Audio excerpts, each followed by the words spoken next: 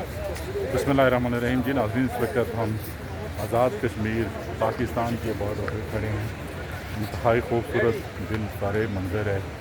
यहाँ पे लोग, ये बॉर्डर है, नीचे दरिया नीलम बह रहा है और इसके सामने दूसरी जानब अगर आप देखेंगे तो हिंदुस्तान का है।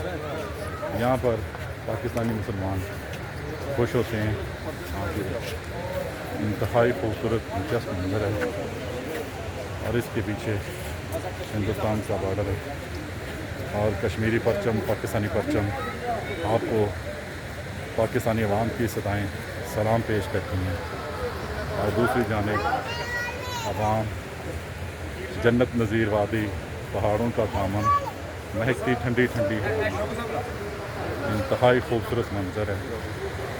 और दूसरी तरफ सामने पीछे हिंदुस्तान का परचम, हिंदुस्तान का बॉर्डर है जो कि मुकाम अफसोस है। इंतहाई खूबसूरत दिलचस्प मंजर है। देखते रहिए GS न्यूज़।